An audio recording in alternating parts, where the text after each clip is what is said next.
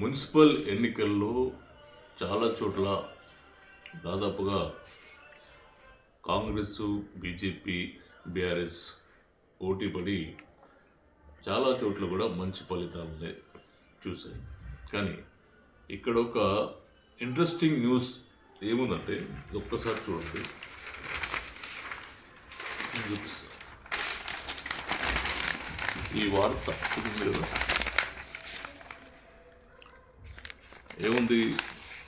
ఉత్కంఠ రేపి భాజపా ఖాతాలోకి మహబూబ్ నగర్ 53వ వార్డు ఫలితం వెల్లడి. దీంట్లో చాలా స్పష్టంగా అసలు ఎన్నికల విధానం కానీ మన పోలింగ్ వ్యవస్థ ఎట్లా ఉంది అనేది ఈ యొక్క వార్త ద్వారా మనకు క్లియర్గా అర్థమవుతుంది. దాంట్లో ప్రధానంగా ఏంటంటే మహబూబ్ నగర్ నగరపాలిక సంస్థలో ఓ డివిజన్ ఫలితం ఉత్కంఠ రేపింది.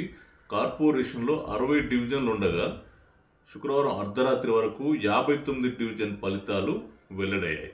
కానీ 53వ డివిజన్ ఫలితము దోబూచలాడింది. ఈ వార్డులో కాంగ్రెస్ అభ్యర్థి కె రాఘవేంద్ర, భాజపా అభ్యర్థి ఎన్ రమేష్ కుమార్ల మధ్య పోరు హోరాహోరీగా సాగింది. తొలుత కాంగ్రెస్ అభ్యర్థికి 816, ఇది ఒక్కటి గమనించండి, ఇది చాలా ఇంపార్టెంట్. కాంగ్రెస్ అభ్యర్థికి 816 ఏమో కాంగ్రెస్ క్యాండిడేట్కి వచ్చాయి, 815 ఏమో భాజపా అభ్యర్థికి వచ్చాయి. అంటే ఒకే ఒక్క ఓటుతోటి ఇక్కడ నిర్ణయం అనేది పెండింగ్లో ఉంది. దాదాపు ఇక్కడ ఈ ఫస్ట్ జరిగినటువంటి అంశాన్ని చూస్తే 816 అనేది కాంగ్రెస్ విజయంగా మనకు కనపడతా ఉంది.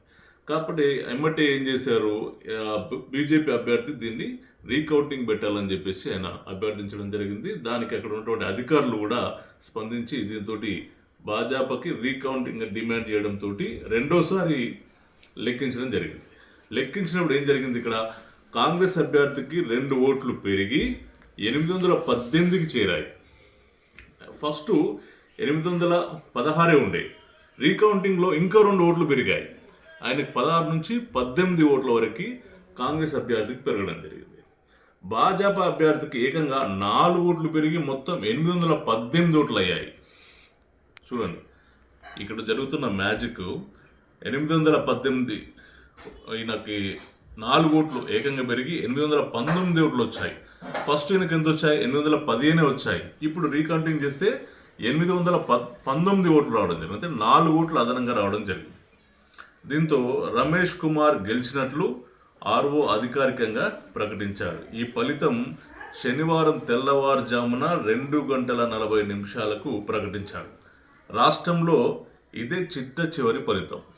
ఇదంతా కూడా ఈ ఎపిసోడ్లో కాంగ్రెస్ అభ్యర్థికి ముందు గెలుపు వచ్చినట్టుగా కౌంటింగ్ వచ్చి, తర్వాత బీజేపీ అభ్యర్థి మళ్ళీ రీకౌంటింగ్ పెట్టుకుంటే ఆయనకి 4 ఓట్లు అదనంగా పెరిగి ఇక్కడ గెలుపు సాధించడం జరిగింది.